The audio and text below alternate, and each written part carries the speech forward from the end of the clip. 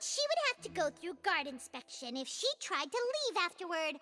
So, she has been trapped in the Opera House these last 2 days.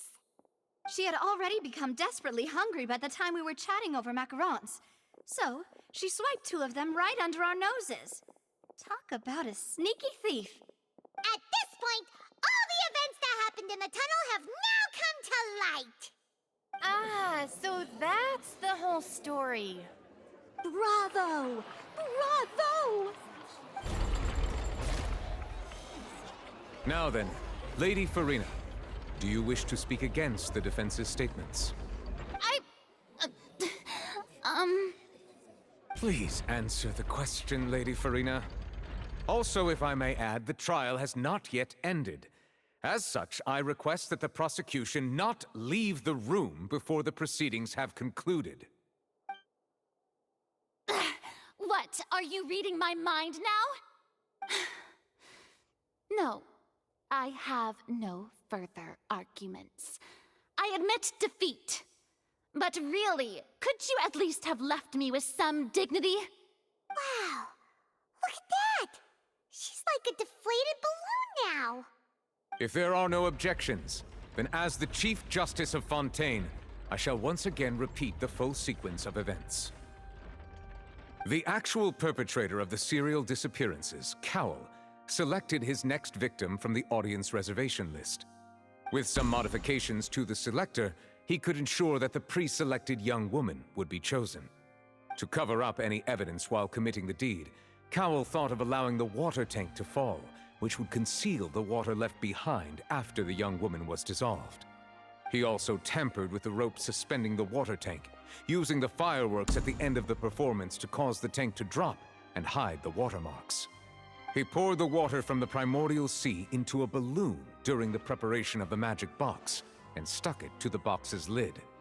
Finally, he passed the prepared hook on a rope through the gap in the magic box's door when bringing the young woman to said box. When the magic trick officially began, the box containing the woman was lowered into the tunnel, tightening the hook rope and bursting the balloon containing the water. If all had gone to plan, the young woman would be dissolved at this time.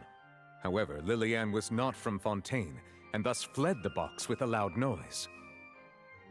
Realizing that there was trouble, Cowell entered the tunnel and met Liliane. Thinking that the waters had not yet taken effect, he decided to proceed. However, his opponent was more capable than he thought, and he was overcome, knocked unconscious, and placed into the magic box, and thus became his own final victim. Liliane, according to her own statements, then changed clothes and hid until the performance ended, before hiding in other parts of the opera house. As for Linny, he was in the underground structures within the opera house, and was thus ignorant of these happenings.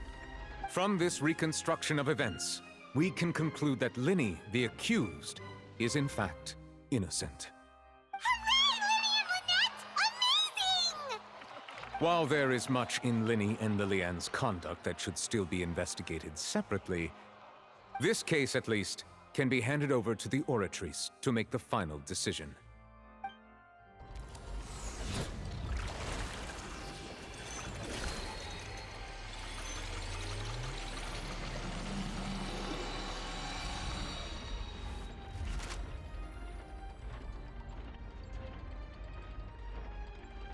As such, Linny and Lynette are officially declared not guilty. Victory for Ace Detective Paimon! Great work, partners. Thank you all. Thank you so much. Next, I think we deserve an explanation, Guard Vaughn. How did you find the water from the primordial sea in Linny's baggage? Right! Your discovery caused me to make a serious mistake, you know. Or was that not a discovery, but false evidence that you dared to bring before this court? I suspect that the accomplice mentioned in Cowell's notes was not Linny, but you, yes?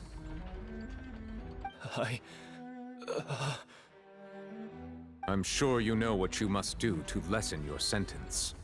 Speak quickly! Unless you want to earn yourself a one-way ticket to Coupon Town. I was just following orders. We were supposed to place blame for the serial disappearances onto Linny, and thus cause suspicion to fall on the Fatui. The higher-ups said this was the best opportunity to do so. And now that your plan has fallen through, and the secrets of the water have been revealed, you have become a liability to said higher-ups, yes? Therefore, you would be wise to tell everything you know, and seek the protection of the guards. Yes, I'll tell you everything I know. Our boss discovered that the water can cause people to dissolve. It can also be made into a potion, which when extremely diluted, can cause people to experience unforgettable exhilaration. We've been in this business for a while now, and have made decent more off it. The disappearances were also the boss's idea. I mean, this is the boss we're talking about. The...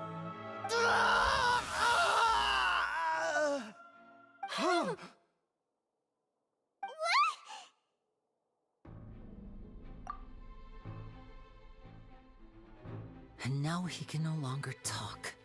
Such ruthlessness. I shouldn't have expected any less of them. An outrageous act. All present, please submit to inspection immediately.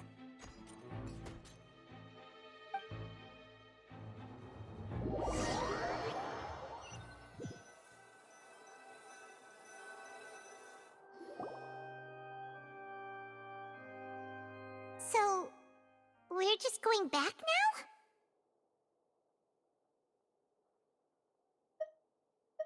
That's true, but... Traveler, Paimon! Please wait.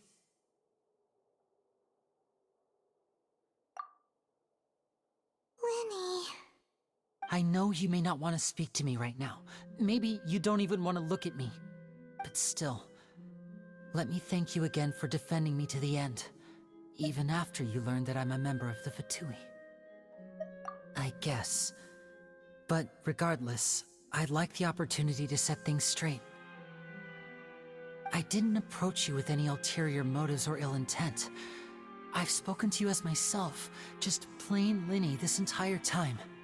As for why I'm a Fatus, it's because the goals of the House of the Hearth align with those of an orphan like me. That's all. That was how Father, who you might know as the Knave, approached recruiting us back then too. The Knave? The one who controls the House of the Hearth? She's your father? That's right. And since we're here, I was wondering, would you mind hearing a story? It's about my past. Back when our parents first died, Lynette and I were left wandering the streets. To survive, I took to surreptitiously observing an older street performer who did magic. It took me several days to figure out how he pulled off his amazing tricks. I took my sister through several streets until we found a crowded corner, and we began to perform magic tricks there. To my surprise, we proved to be pretty popular, and we could at least stop worrying about where our next meal would come from for a time. But I didn't want my sister to remain a street rat together with me forever. Before long, an aristocrat came to me and claimed that he wished to take us in after watching my performances. So you went from orphans to nobility just like that? That was how we felt at first too. As if fate was on our side and we could say goodbye to those painful days. But I gradually discovered that while we were called foster children, he was really after my talent for magic tricks. He would constantly take me to all sorts of banquets to garner attention, which he would then use to expand his social circles. That doesn't seem too bad either. Better than roaming the streets at any rate. It took a while for me to realize just how dark his heart really was.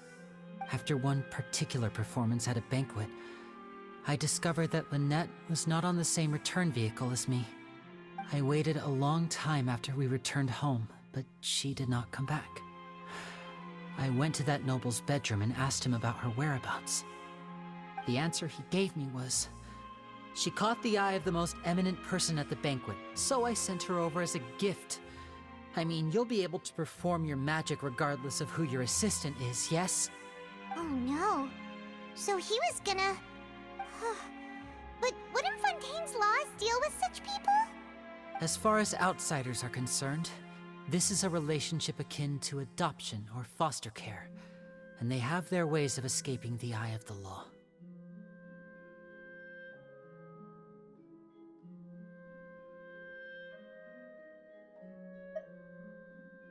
I managed to ferret out the location of the mansion of that so-called eminent person and hurried through the night. But by the time I leaped over the walls, avoided the guards, and made my way in, all I saw was the moonlit ground covered in blood, and the knave standing there in the darkness. So, she'd already taken care of that guy. That's right. She had rescued my sister before she could come to any harm, and had even discovered several girls hidden in a basement, all of them orphans. Father, I mean, the knave, might have seen something in me, and so she made me an offer.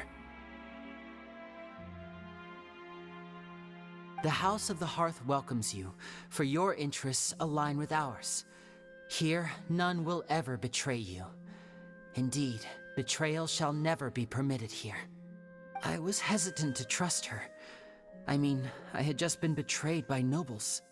But she was also quick to destroy the noble who had taken us in at first, giving us back our freedom. Oh, so that's how the two of you joined the House of the Hearth.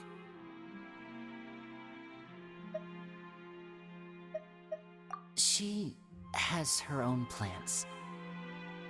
She has gained permission from the Tsaritsa to first use the Gnosis' power when she obtains it. She plans to use it to find a way to break the prophecy and save Fontaine. So, she believes in that prophecy too? That's right. The whole House of the Hearth is currently working to combat that crisis. Today's case has also proven that people from Fontaine can indeed dissolve into some sort of water, thus further supporting the prophecy. Everyone at Hotel Bouffe d'été, including the knave, has their roots in Fontaine, and we will always defend our homeland. To us orphans, the only connection we have left to this world, apart from our family, is our homeland. So, from small deeds like distributing magic pockets to huge schemes like stealing a Gnosis, everything is aimed at dealing with that prophecy. It's all right. I understand. The only thing I can do is relate all this to you. I just hope you can understand that even as a member of the House, I have never stopped making my own decisions, and that I believe what I'm doing is right. If you should need anything at all in the future, feel free to find me. I will do my best to help you, as plain Linny.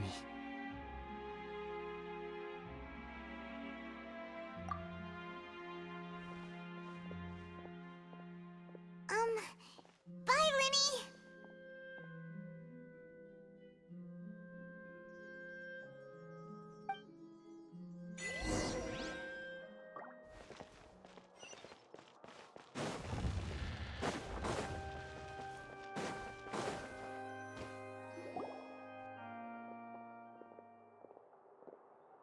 Hey there. What was with the disappearing act you pulled right as the trial ended? Were you looking for us, Navia? Well, this whole thing isn't exactly over, is it? I do feel that we're getting closer to solving the serial disappearances case, though. Don't you think so, too? Huh? What's wrong, my dear partner?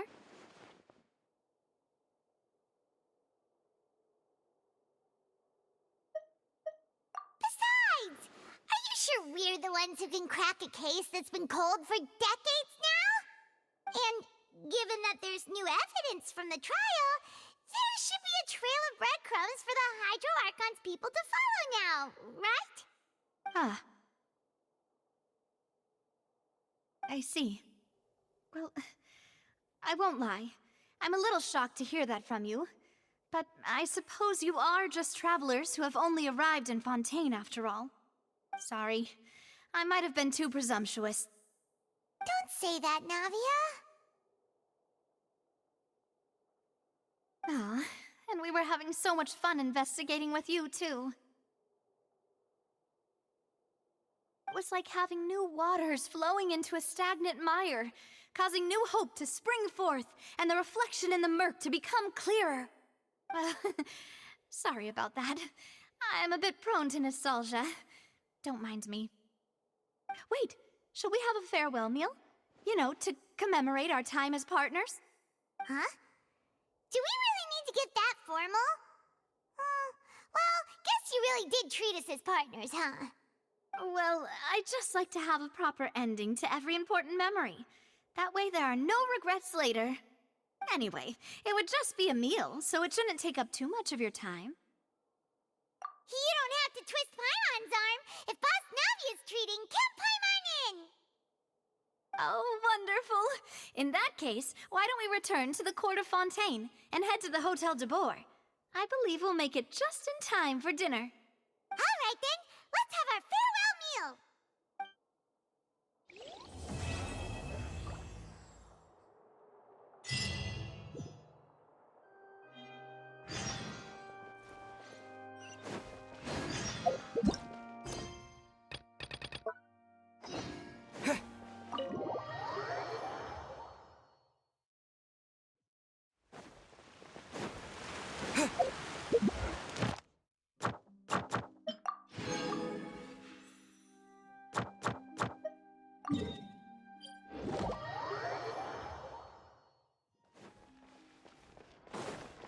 Ad Astra Abyssos.